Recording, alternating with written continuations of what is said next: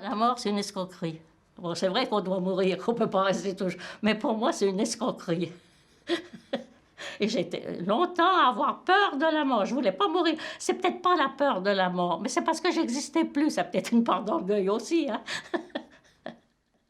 J'ai rêvé toute ma vie. Toute ma vie, j'ai rêvé.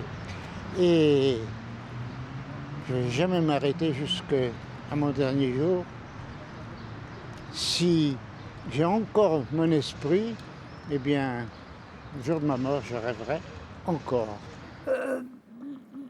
Dans ma tête, je voyage, mais je ne peux pas vous dire que c'est vraiment vrai, mais je vis quand même le livre que je lis. Je vis quand même, je vis leur truc, je dis c'est des héros, c'est des gens formidables. Voilà. Bon, on a remarqué, nous, on ne peut pas regarder derrière nous. Ce qui est passé est passé. Devant, on n'a plus beaucoup d'espoir, on n'a plus que la tombe, on espère. Alors, il faut se rattraper après les petits, après les jeunes, après... Où on risque de pouvoir être utile encore. À quoi ça sert à 80 ans d'être là dans un fauteuil? Il faut qu'on serve à quelque chose. La vie, c'est servir. Alors, il faut quand même que les gens le sachent. Ça. C'est bien beau d'aller visiter la Chine, le Japon, le je sais pas quoi, mais quand vous rentrez, je trouve que c'est quand même mieux. Ici, on est tout un groupe d'amis, c'est chaud tout ça. Il faut s'occuper, il faut donner sa vie à quelque chose. Il ne faut pas se replier sur soi. Parce que c'est dans la mesure où on donne qu'on reçoit. Et il a un petit lapin là qui lui est passé entre les pattes, il l'a saisi. Et le lapin s'est aussitôt transformé en féloupiote. Elle lui a dit « Ah, c'est comme ça que tu tiens tes promesses. » Et bien, v'lan, elle lui a signé un grand coup de baguette magique. Et Poil à gratter est devenu tout rouge, avec la queue verte. On aurait dit une énorme fraise. Oh, il avait tellement honte qu'il est parti se cacher chez lui. Il n'a pas bougé toute la journée. Le soir, il s'est couché sans souper. Et le lendemain matin, quand il s'est réveillé, eh ben, la féloupiote, elle était assise au pied de son lit. Alors, Poil à gratter, il a vendu son fusil, il a vendu ses bottes, et il n'est plus jamais retourné à la chasse.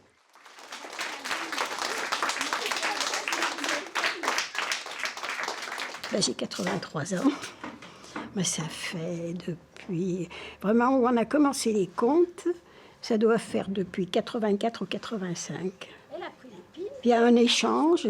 La conteuse, elle prend tant de plaisir à raconter que les enfants à écouter. Moi, je me souviens, je racontais dans une école, c'est une école maternelle, où était mon petit-fils.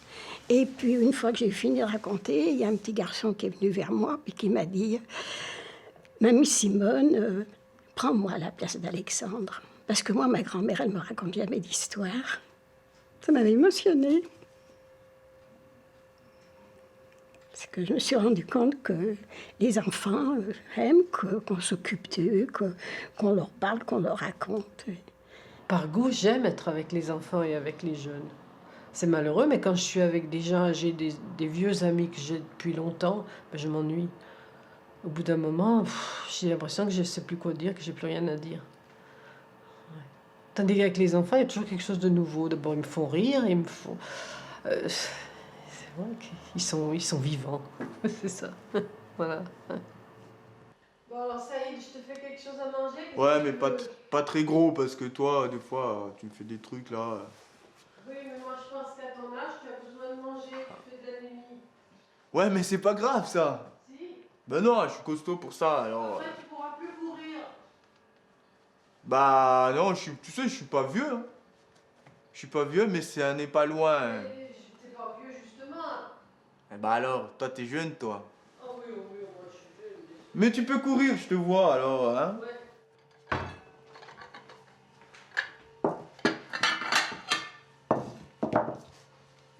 Sans elle, jusqu'à maintenant, je serais pas là. Je serais pas comme je suis là maintenant. Parce que, enfin, ma famille, plus particulièrement, ils s'occupaient pas beaucoup de moi, en fait.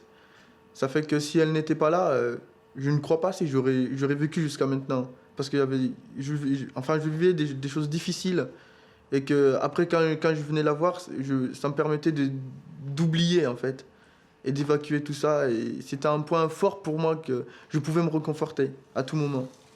quand je dis je me sens tout petit, c'est je me sens protégé en fait de tout ce qui peut m'arriver.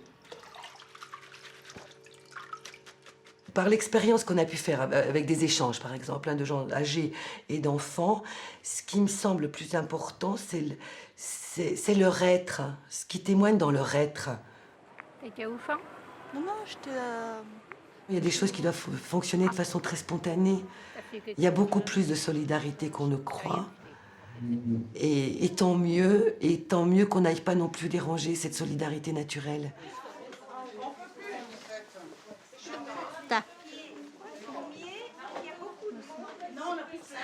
Vous habitez où? Rue du Bon-Pasteur? Ou dans un logement? Un logement? C'est squat. Ah, c'est un squat. À quelle hauteur du Bon-Pasteur? 4 mois. Hein? 4 mois. Au milieu du Bon-Pasteur, à peu près? Non, Jean Jaurès. Avant Jean Jaurès. Ah non. Pas besoin de ça. Près de la Grande Côte? À côté de la Grande Côte? Là, qui descend bien, là? Non. Tant pis, ça fait rien. Tiens, ça peut aller? Oui, ça va. S'engager, pour moi, c'est vivre à plein. Vivre à plein le moment présent, le moment où on est. Je pense que le partage est quelque chose de vraiment très, très important. Ça me fait mal quand je vois des gosses qui ont un jouet que leur petit copain vient chercher ou qui ont 2 affaires, et puis qui rouspètent tellement parce qu'ils ne veulent pas partager. Ça, c'est à moi! Ah non, ça, c'est quelque chose que je trouve qui est horrible. Et de plus en plus, les gens, ils entourent leur petite maison de barrières. S'ils ont une petite maison, il ne faut surtout pas qu'on aille chez les autres.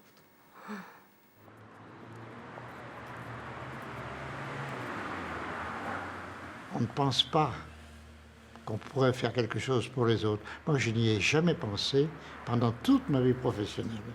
Je ne savais pas qu'il y avait des problèmes sociaux, je ne savais pas qu'il y a des organismes qui se penchent sur les drames de l'humanité, je ne savais rien. À la retraite, je me suis aperçu que partout, il y a des gens formidables. Et quand je me suis aperçu, en commençant avec un handicap car, mais rien que la joie qu'ils nous transmettent, jamais dans notre état on aurait pensé connaître cela. Bonjour, Jockey. Vous allez bien? Je vais bien. Et vous-même? Très bien. Je pourrais vous voir un tout petit moment? Avec vous, mais je termine ma photo et j'arrive. D'accord. Tout seul, on ne peut pas grand-chose, mais avec d'autres, on peut faire énormément. Voilà. Je les vois à l'occasion de rencontres, de fêtes, de petites sorties. Surtout au début, lorsque j'étais président actif, eh bien, j'ai fait beaucoup de choses avec eux. Mais j'ai reçu beaucoup plus que j'ai donné, beaucoup plus. Restez avec, hein. Avancez encore un peu. Avance encore, très bien. Vous freinez. Si on fait du bénévolat, moi, je ne crois pas qu'on fait tout gratuitement. Moi, je n'y crois pas à ça. C'est que ça vous apporte quelque chose. Des fois, on ne sait pas le définir, ce que ça vous apporte. Mais si vous n'avez pas une satisfaction, vous ne le faites pas. C'est que vous avez une satisfaction à le faire. C'est que... Des fois, on ne sait pas l'expliquer le pourquoi du comment, mais ça vous apporte un bien-être, tout simplement. Hein. Il donne de l'ampleur, il donne du sens à... Ouais, moi, je sais pourquoi je me lève les matins quand je vais travailler avec un groupe, par exemple, ou quand j'entends les gens dire oh, c'est super ce qu'on a fait. Et ce que je dis toujours, je dis bon, moi je peux avoir des idées, mais si les gens ne suivent pas les projets, ça n'existe pas. Donc c'est bien eux qui font vivre tout ça, et ça c'est du bonheur. C'est du bonheur. Et c'est de croire... c'est de croire qu'ils sont capables de faire... que jusqu'au dernier souffle de leur vie, ils sont capables de découvrir des choses, de faire des choses qu'ils n'ont jamais faites, ou de s'essayer à quelque chose, quoi. ou de faire quelque chose dont ils ont toujours rêvé. Je trouve ça extraordinaire quand quelqu'un dit « Oh, ça, j'avais rêvé de le faire et je peux le faire » ou « j'ai pu le faire ».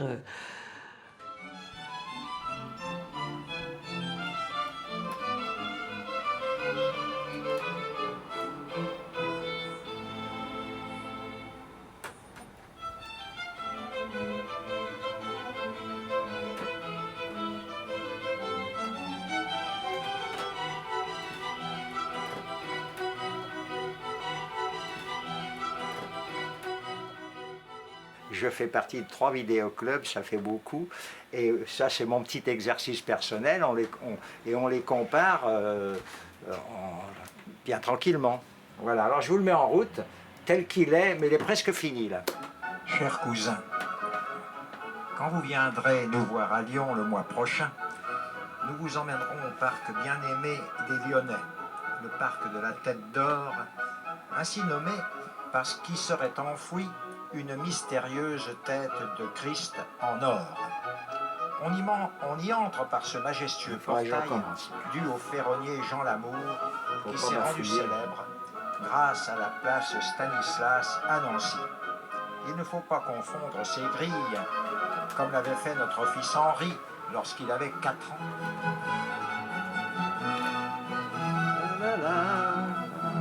C'était une production des studios du Cours Eugénie.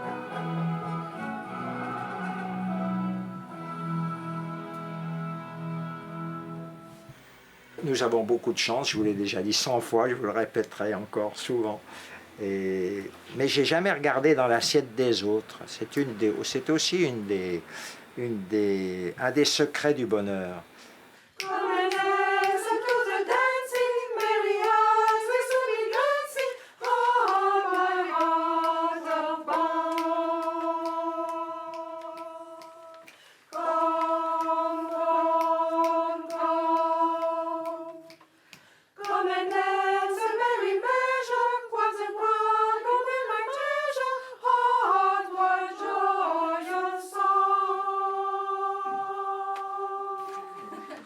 Chanter en playback. On dirait que vous allez au bagne là.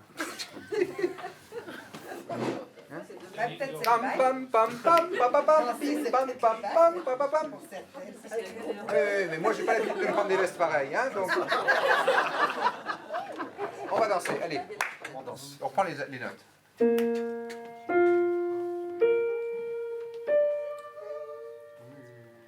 On saute sur place. 1, 2, 3.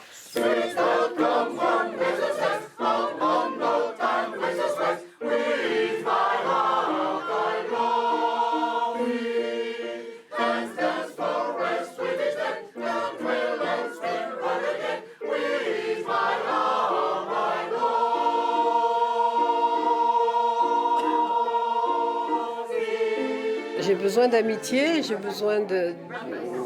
Parce que autrement, c'est la solitude, c'est vrai. Et là, quand on fait quelque chose tous ensemble, je trouve que c'est intéressant. Et moi, ça me fait beaucoup de bien. C'est presque une thérapie. Surtout quand on a des soucis, qu'on a des ennuis, tout ça. Et là, la musique vous sort de ça. Ouais. Et moi, c'est vrai que j'aime la musique. Et quand je l'écoute, j'ai l'impression qu'elle me passe à travers et que je la ressens vraiment. Voilà. Je cherche les nouveautés, l'étrangeté. J'aime pas lire le roman, ou alors les voyages. Hein, mais le roman, non, j'en prends pas. Hein, je lis ce qui est expédition, ce qui est comme ça, par exemple, vous savez, qu'il y a un but qu'on cherche, qu'on voudrait être encore à ce temps-là. Vous savez, les lignes d'exploration sur le pôle Nord de Louis Etienne, des trucs comme ça. Là, je me régale. Hein. Ça m'arrive à les lire plusieurs fois, c'est au point des passages. Moi, je suis persuadée... Alors ça, c'est une conviction profonde, de toute façon, et ça paraît idiot de le dire, mais tant qu'on n'est pas mort, on est vivant. Donc jusqu'au dernier moment, on a des choses à dire, on a des choses à faire. Ce qui, moi, me touche dans le travail, c'est que, enfin, surtout avec des gens très âgés ou très diminués, c'est souvent nous qui allons pouvoir réveiller la petite flamme. Enfin, notre travail, c'est d'aller déceler ce qui leur donne encore envie de vivre. Parce que souvent, elles sont beaucoup plus en... Bon, elles sont en souffrance, ou elles sont... Mais c'est à nous, en écoutant et en observant, d'aller réveiller ce qui est encore réveillable, quoi. Moi, je me dis, c'est une belle leçon de vie. Alors, la question que je me pose, je me dis, est-ce que ça m'aidera, moi, à mieux vieillir? Je suis pas sûre. Mais par contre, qu'est-ce que ça nous renvoie par rapport à notre vie d'adulte? Ouais. Quand on rencontre des gens du début du siècle, avec tout ce qu'ils ont pu vivre, les deux guerres et bien d'autres choses, ça interroge sur qu'est-ce qui fait tenir debout l'être humain. Parce que les conditions objectives de vie difficiles font pas les gens les plus démunis pour la vie. Hein, moi, j'ai le souvenir d'une dame de 97 ans qui avait une vie. Zola à côté, c'était de l'eau de rose. Et c'était quelqu'un qui était dans une soif de vie étonnante. Et ça interroge quand même. Qu'est-ce qu'il y a à l'intérieur de l'être humain qui le fait tenir debout ou pas, quoi. Moi, j'ai pas de réponse là-dessus.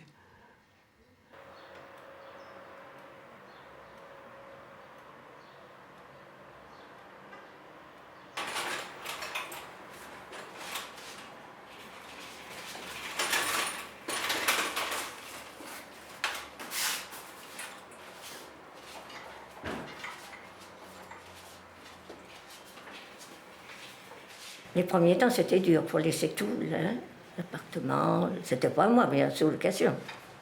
Les HLM, quoi. J'avais un F2, j'étais très très bien. Mais je ne pouvais pas rester chez moi toute seule. C'est pas parce que vous vieillissez, non, parce que vous avez toujours votre cœur, le cœur qui est jeune. Hein? Alors non. Quand j'ai perdu mon mari, j'ai tout perdu, moi. Hein? Voilà. Et je ne voulais pas aller chez mes enfants, j'en ai 5. Alors je leur ai dit une fois, je dis, priez bien le bon Dieu que j'ai jamais mal aux deux jambes, parce que si j'ai mal aux deux jambes, c'est l'hôpital de vais, hein. Et puis voilà, ça s'est arrivé comme ça.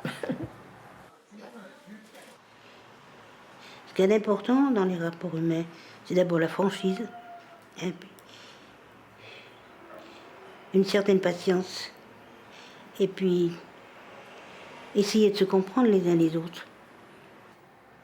Moi, j'irai bien à Lourdes, mais je vais pleurer. Et je reviendrai malade. Parce que je voudrais m'occuper des malades. Et je ne pourrais pas le faire. Alors, ça, c'est plus fort que moi. Je me mettrai à pleurer.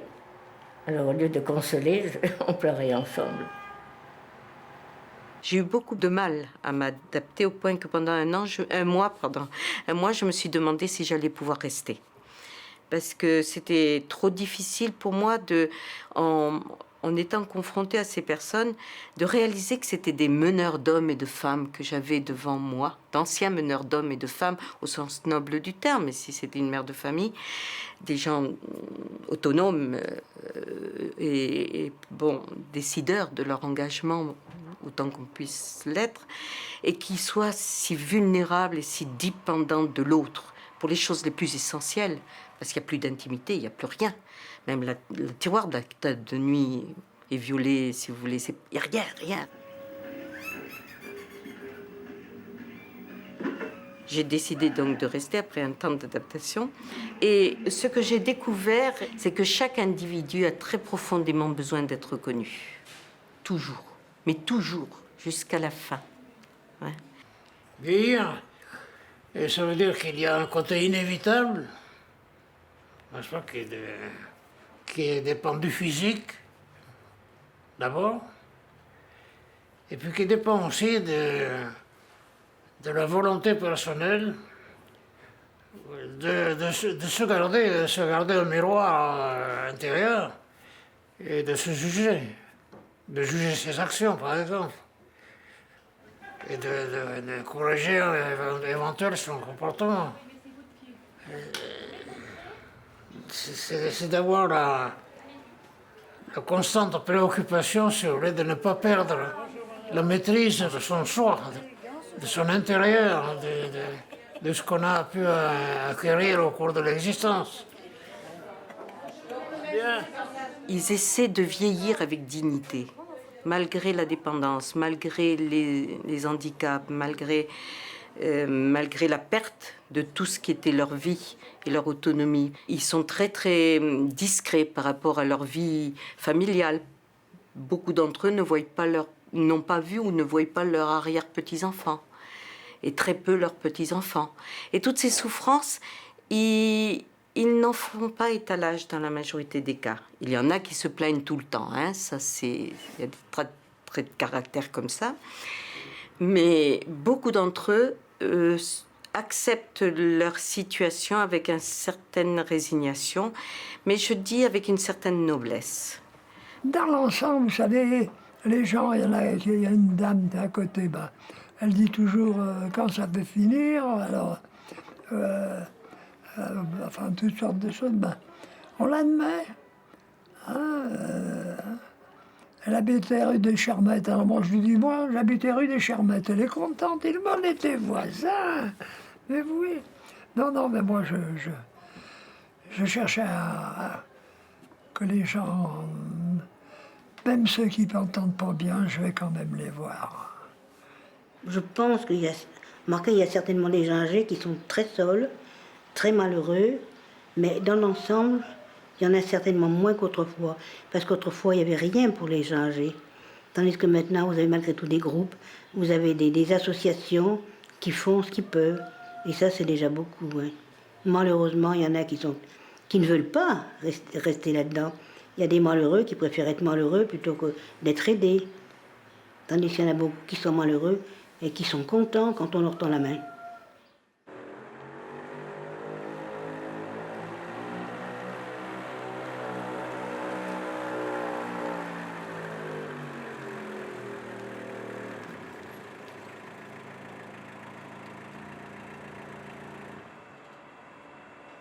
Autrefois, je m'occupais de l'hôpital. Alors là, on voyait les personnes âgées qui étaient seules. Il y avait des gens qui sont... La famille, les enfants ne viennent même pas les voir. Et mais c'est ce que j'en disais, vous êtes une présence, vous êtes quelque chose, vous nous apportez quelque chose. Tout le monde apporte. Ça, je comprends bien que ça vient de la vie. Les appartements sont tout petits, on ne peut plus vivre avec les parents. Moi, de mon temps, je vis avec ma grand-mère, mon grand-père. Maintenant, où voulez-vous les mettre? Ça vient de la vie. Vous savez, on est là, il faut tous... même quand vous allez à l'église, faites la paix, aimez-vous les uns les autres. Oui, mais comment? Alors, rentrez dans une association quelconque et puis aider. Faut pas être orgueilleux, vous savez, on fait son petit truc. Faut pas être orgueilleux, on ne peut pas tout faire. Il faut que les gens de la même génération soient ensemble, et pas d'ailleurs maman qui était une personne très sage. Au moment où on était venu ici, elle aurait eu la possibilité de venir dans un petit appartement à côté de nous. Elle a dit non, je ne viendrai jamais près de vous, je ne veux pas casser votre ménage. On s'est dit qu'on ferait pareil pour nos enfants, nous ont déjà dit quand vous ça ira moins bien, vous verrez chez nous. J'ai dit non, nous ne viendrons pas chez vous, vous êtes dans votre ménage et nous de notre côté. Et comme ça, c'est... Ce qui n'empêche pas les rencontres fréquentes. Oui, bien sûr qu'il y a des rencontres. On se retrouvait très souvent avec beaucoup de joie, mais pas les uns sur les autres. Mais enfin, on idéalise le temps. On idéalise le temps. Que les vieux restaient au sein de la famille. Mais vous croyez qu'ils étaient toujours heureux? Moi, je crois pas. Hein. Moi, je crois pas qu'ils étaient toujours heureux, parce que c'était une bouche puis des mains qui fichaient plus rien. Hein. Puis qui rapportaient plus rien. Moi, je crois pas qu'ils étaient plus heureux finalement. Hein. Bon, parce que c'était pas toujours dans les familles que ça allait si bien que ça. Hein, faut pas croire. Hein. On idéalise toujours, mais. Enfin, les couples ne peuvent plus garder leurs parents. C'est sûr, ça. Les maisons seraient plus grandes. Est-ce qu'ils les garderaient? Je crois pas. Je crois que c'est... Enfin, il me semble que c'est plus guère possible. Je pense qu'il y a aussi des personnes âgées qui sont très, très contentes d'être seules, à condition qu'on ne les abandonne pas. Je pense que les personnes âgées ne peuvent plus vivre à la vitesse d'aujourd'hui non plus. Nous, ma grand-mère est venue vivre avec nous. Il n'était pas question qu'on mette la grand-mère dans une maison de retraite. Non, la grand-mère, c'était le chef de la famille. À table, elle était toujours servie la première. Tout le monde la respectait. C'est sûr que nous, les enfants, il n'aurait pas fallu lui manquer de respect, parce qu'alors, on n'était pas corrigés souvent, mais on l'aurait été. Oh non, la grand-mère, c'était quelqu'un, quoi. Et ma préférée, c'était ma grand-mère paternelle. D'ailleurs, lorsque je me regarde devant une glace, je m'imagine revoir ma grand-mère. Je lui ressemble énormément. Et j'ai exactement, je crois, me souvenir, le même caractère qu'elle avait. Et c'est un souvenir que je garde de ma grand-mère, oui. C'est pas d'aujourd'hui, hein.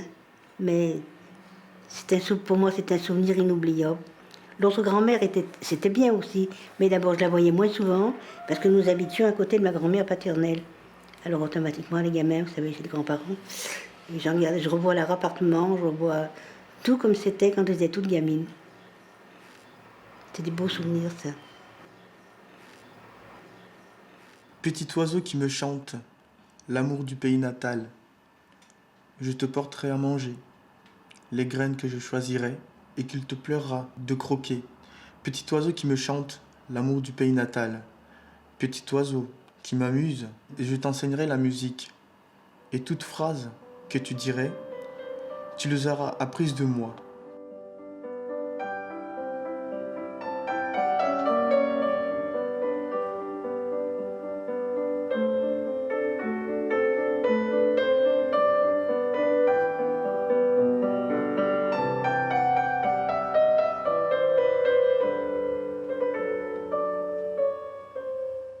Et souvent on s'évade, souvent parce que je le dis, un jour, quand je serai quelqu'un de bien, c'est-à-dire qu'il y aurait une situation, je l'amènerai au bout du monde pour pouvoir le faire connaître autre endroit qu'ici, en fait.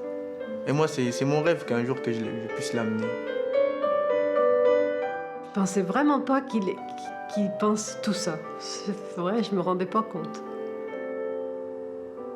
Quand j'aurai 80 ans, moi, mon modèle, c'est suivre son chemin, sur son parcours. Moi, je trouve que c'est 10 fois mieux. C'est quelque chose de fort. Si tout le monde le faisait, je crois qu'il y aurait moins de soucis. Enfin, les enfants auront moins de soucis, un petit peu. Auront moins de problèmes. Parce qu'on saura à quelle porte on peut frapper pour vraiment s'accrocher. Ouais. Parce que ces portes-là ne sont pas beaucoup. Moi, je suis quand même un tout petit bout. Je suis quand même qu'un tout petit bout. Moi, j'ai pas fait grand-chose de... Mais ce que j'aimerais transmettre, c'est la combativité, moi. Alors ça, parce qu'au milieu hospitalier, on accepte tout le monde. Tout le monde, on ne regarde pas si c'est un ennemi, on ne regarde pas. C'est une personne qui est en souffrance, elle a besoin de toi, tu la soignes.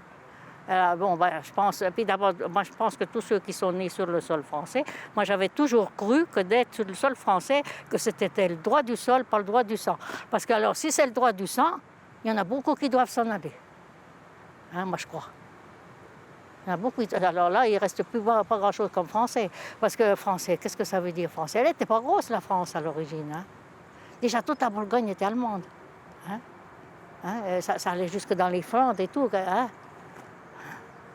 Puisque le duc de Bourgogne, puisque moi je suis bourguignon, était plus riche que le roi de France. Alors ça veut dire quoi être français?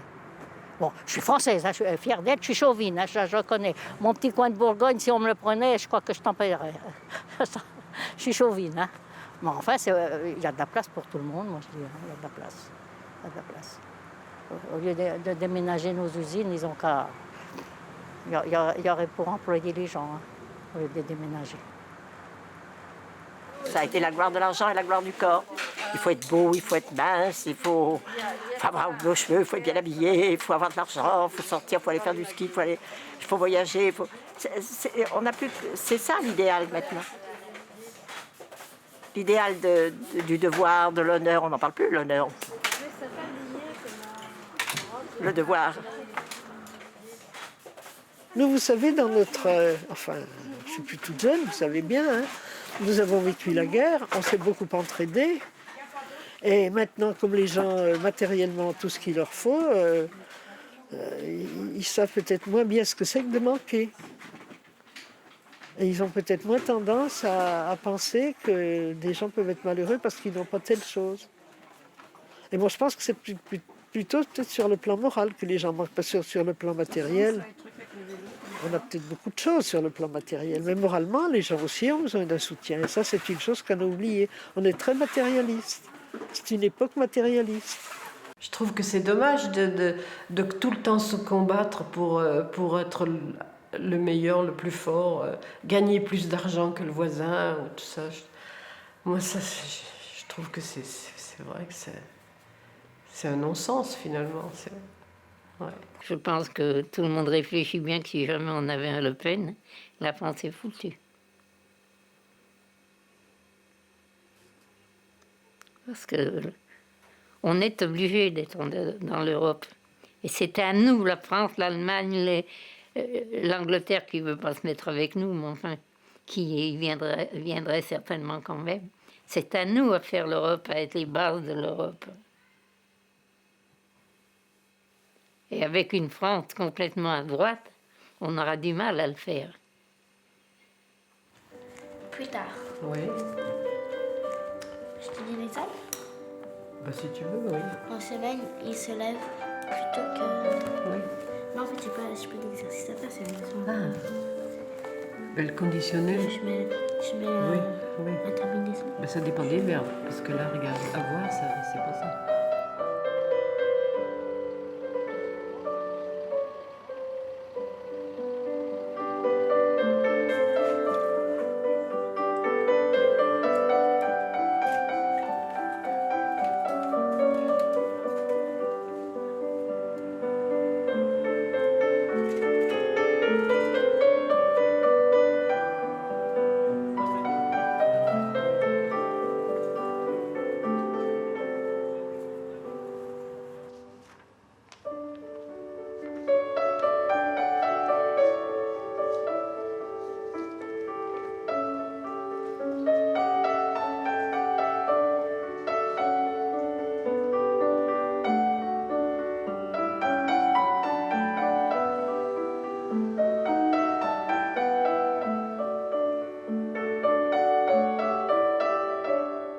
On est engagé sans être engagé, mais c'est notre vie, c'est comme ça.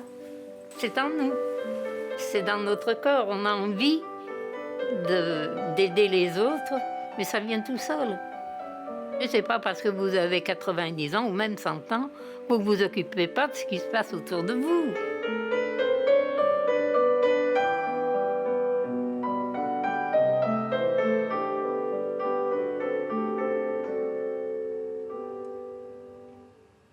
Les premières fois, les gens m'ont regardé avec des yeux tout ronds, ils m'ont dit que c'est que cette vieille bonne femme.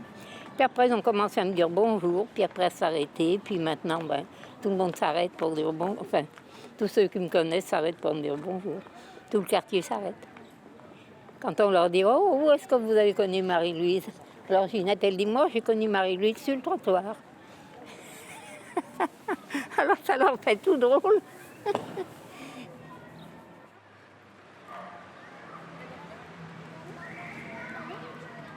Je peux dire qu'ici, ça s'arrête pour me dire bonjour. Presque tout le monde. Vous savez, du sans domicile fixe à l'ingénieur, à n'importe qui. Vous côtoyez toutes les banques. Le sans domicile fixe, c'est son chien qui vient me dire bonjour. Alors il s'arrête, puis il me dit bonjour. Puis je lui demande si la manche marche bien, et ainsi de suite. C'est ma compagnie. C'est ce qui me donne de la vitalité. C'est rien, c'est un sourire, c'est une parole, c'est dire à un enfant qui court trop vite, attention, descends pas trop vite, il y a les voitures qui passent, c'est la vie de tous les jours. Comment dire? Je trouve qu'il y a quelque chose... Les enfants ont cette spontanéité, hein? On retrouve cette spontanéité-là, mais avec quelque chose en plus. Je ne saurais pas dire quoi. Il y a en même temps peut-être plus de gravité et peut-être plus de sincérité, je sais pas. Mais il y a quelque chose de très authentique et qui part vraiment du profond. Êtes-vous prête? Quoi? Pour la petite réparation. Ah, vous venez pour une réparation? N'est-ce pas pour cette couronne de lilas blanc qu'on a envoyée hier soir? Mais pas du tout, je ne porte pas de couronne, je travaille nu-tête dans mon atelier. Oh d'ailleurs, si vous avez quelqu'un dans vos connaissances qui désire se faire... Qu'est-ce que vous demandez? Mais comment? Monsieur Le Grenard ne vous a pas dit? Mon père? Non, monsieur. Votre père? Oh, mais alors vous êtes sa fille? Sans doute. L'animation est importante dans le sens de rejoindre l'individu au-delà de la maladie, au-delà de la vieillesse, au-delà de la fin de vie. C'est pas des choses extraordinaires, et ça se veut pas des choses extraordinaires ou du faire valoir.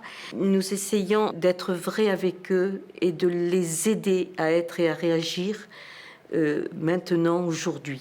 Ce que je crains, c'est que l'individu disparaît derrière la maladie.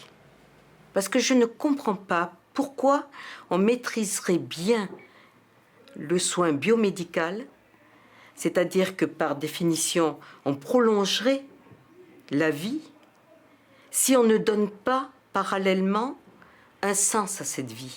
À quoi servirait, suivant l'adage bien connu, d'ajouter des années à la vie si on ne donne pas de vie à ces années?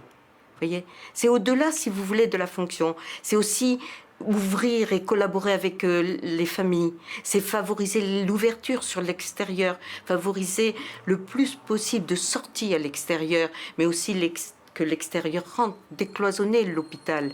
Hein. C'est essayer au maximum de faire que la personne âgée ait un rôle à jouer dans la société, même si elle a atteint un grand âge, même si elle a atteint cette accumulation d'handicap et de pathologies. Elle reste une personne en soi.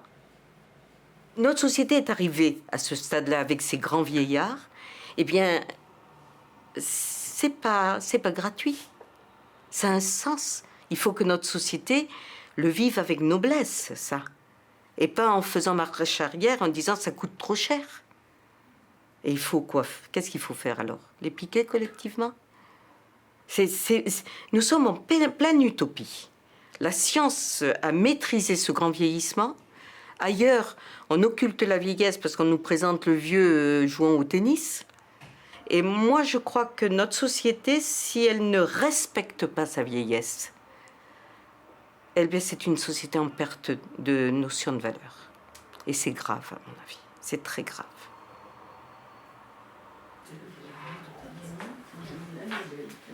Moi, je sais pas comment il faut mettre comme ça. Si c'est pas fait. Ah oui, je vais bien. Pour la nuit? Oui. Enfants, petits enfants. Ben oui, voilà.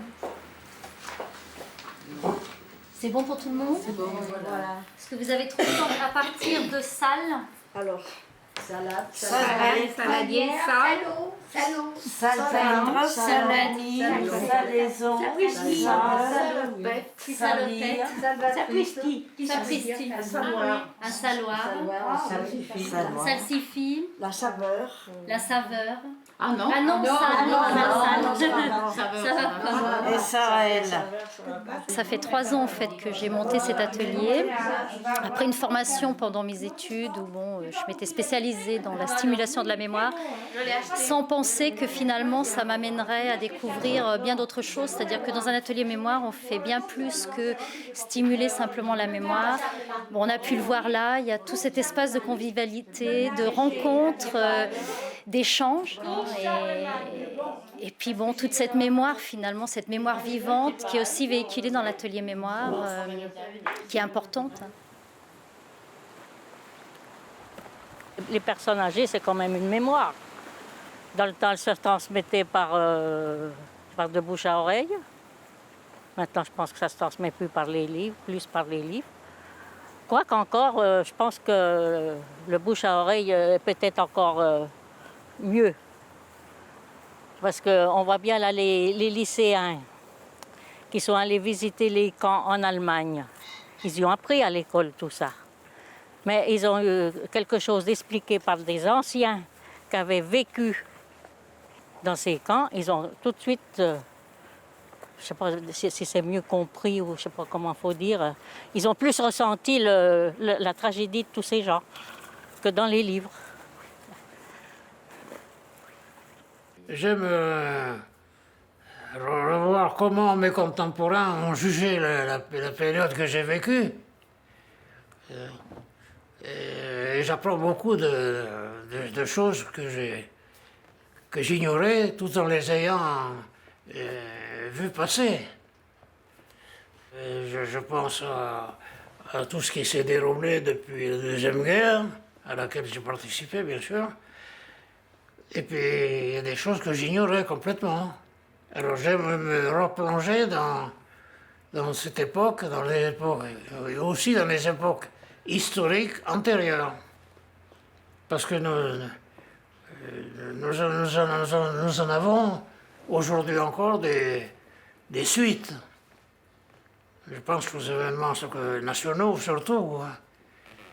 On a envie de dire déjà de pas constamment regarder ce qu'on a aimé autrefois. Ça sert à rien. Et ce qu'il faut, c'est regarder ce qu'on va faire.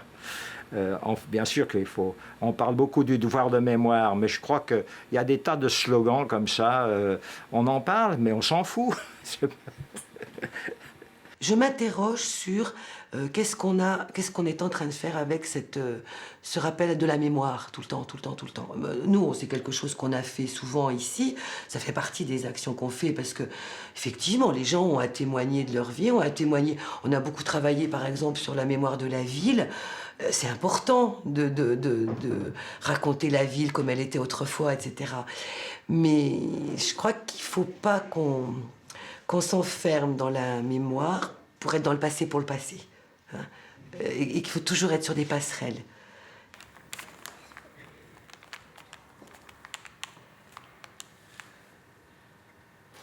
Non, ça va. À part mon main, je vois un peu mieux.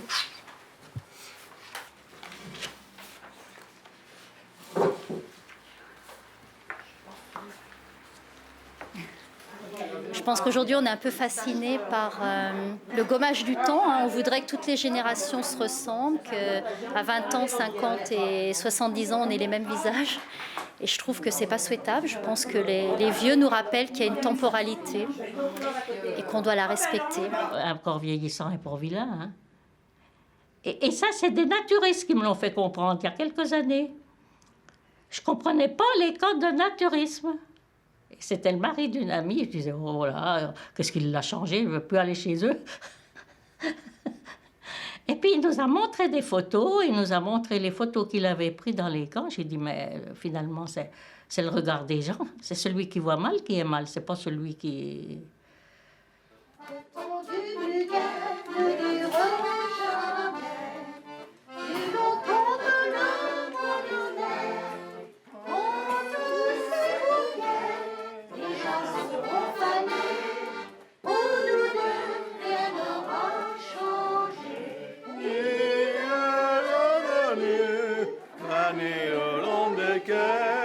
Jusqu'au vent où je t'attendais.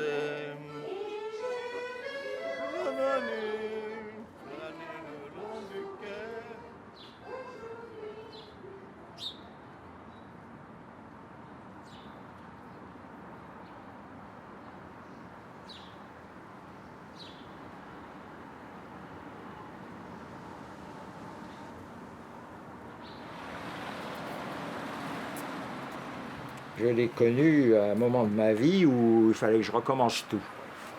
C'est vrai, j'avais quitté l'armée, j'avais donné ma démission, la guerre était finie. J'ai fait sa connaissance d'une façon tout à fait fortuite. Et comme elle était du même pays que moi, les Vosges, j'ai aimé son accent, sa gentillesse, disons qu'elle m'a plu, c'est un peu normal. Alors, ça fait maintenant 40, combien ? Oui, on a fêté nos noces d'or il y a déjà 4 ans. Donc ça fait 54 ans que nous sommes mariés. Alors maintenant, les jeunes se demandent comment on peut être fidèle à une femme pendant 54 ans. Mais les jeunes, ils verront bien que de changer de bonne femme toutes les 10 minutes, ça ne va pas non plus. Et moi, je ne suis pas une parleuse, mais il parle pour nous. Toute la famille. Bon, ben ça y est, il ne faut pas que je parle trop parce que je sens qu'il va pleurer. C'est-à-dire, nous sommes souvent ensemble, mais nous sommes souvent séparés. Chacun dans notre domaine. Et ça nous rend très heureux. On échange pas mal, finalement. On échange pas mal nos impressions. Voilà. Hein?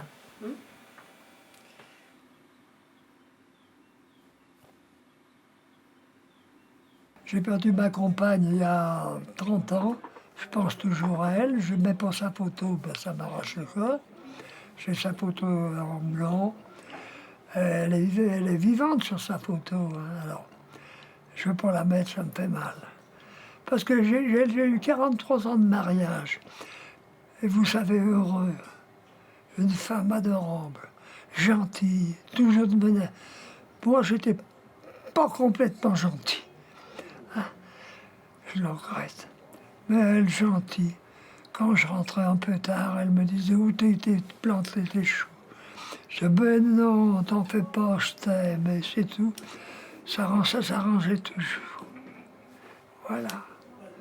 C'est ça ma vie. Vous savez, nous, on avait vécu 45 ans ensemble. Hein. On s'entendait très très bien. Ça a été l'effondrement. Pendant 15 jours, je ne suis pas sortie. Puis au bout de 15 jours, je me suis dit, qu'est-ce que tu fais? Tu te suicides ou tu vis? J'avais ma fille et mon petit-fils. J'ai dit, il faut vivre. Un jour, un merle se percha sur un églantier. Et il s'enfonçait une épine dans la patte. Il avait mal, le pauvre merle. Et puis il a trouvé cette épine si jolie qu'il a décidé de la garder. Seulement, voilà, l'épine, elle l'embarrassait un petit peu, il ne savait pas bien qu'en faire. Alors il a frappé à la porte de la première maison qu'il a rencontrée. Et c'est une vieille femme qui est venue l'ouvrir. J'aimerais bien être conteuse comme eux, parce que être conteuse, c'est bien. Parce que des fois, quand t'es petit, ben, t'as plein d'imagination dans ta tête et des fois, tu peux les retenir. Et après, ben, tu peux les raconter quand tu deviens conteuse. Voilà, quoi. J'ai envie de lui montrer un petit peu le chemin qu'elle m'a montré d'abord, jusqu'à maintenant. Parce qu'elle m'a toujours bichonné un petit peu, poussé des fois, un petit peu énervé pour que je puisse bouger. Parce que moi, au départ, j'avais peur ou des fois j'avais un petit peu la flemme de faire les choses. Mais c'est pas un petit peu la flemme de les faire, c'est question de confiance aussi au départ. Souvent en fin d'année, je vais voir mes enfants, je vais voir ma fille qui habite en Hollande. Et les gens me disent, ah, votre valise, me disent comment vous faites. Mais je lui dis, moi je porte jamais ma valise. Il y a toujours quelqu'un qui me la prend. Et c'est souvent ou un jeune ou un étranger. Moi je dis toujours, la vie reprend toujours ses droits. Et la jeunesse, elle trouve toujours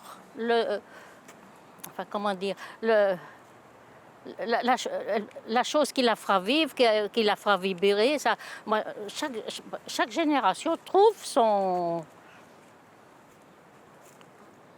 je sais pas, son équilibre. Je sais pas, c'est pas de l'équilibre, c'est sa façon de vivre, sa façon d'être. Je sais pas bien comment exprimer ça, moi. Parce que ce qui nous a convenu à nous n'est pas sûr de convenir à eux. Hein. Je crois qu'il faut les laisser parler et puis surtout leur faire confiance. Nous, qu'est-ce qu'on a demandé quand on était jeunes? Moi, mes parents n'aimaient pas Charles Trenet, c'est un comble quand même. Et pourtant, Charles Trenet, maintenant, tout le monde reconnaît que c'est un type, c'est un génie, ce type. Moi, j'adorais Charles Trenet, je crois que je connaissais par cœur toutes ses chansons. Eh bien, mes parents, ils trouvaient que Charles Trenet était un espèce de fou, même pas chantant. Et c'est dommage. Ça prouve bien qu'il faut évoluer avec son temps et faire confiance aux jeunes.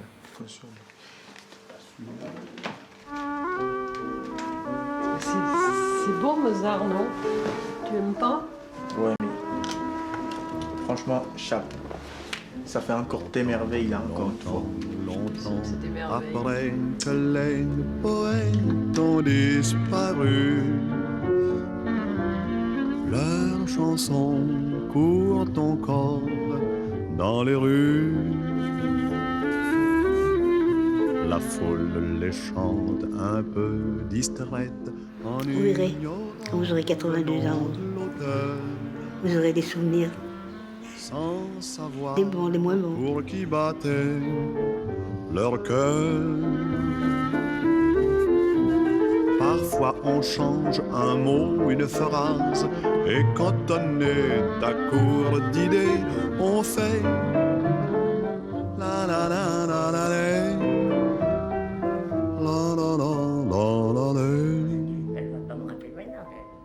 Longtemps, longtemps, longtemps après que les poètes ont disparu, leurs chansons courent encore dans les rues.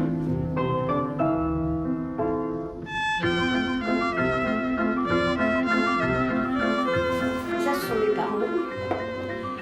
En 14, à la déclaration de la guerre. Ils se sont photographiés. C'était un trou noir de boum, voilà, t'es habillé. Et déchire-le pas. On s'est calmé, on est plus sage. Vous avez l'air de dire que je ne me suis pas bien calmé. Hein. Si vous m'aviez connu quand j'étais jeune. Après que les poètes ont disparu, leurs chansons courent encore dans les rues.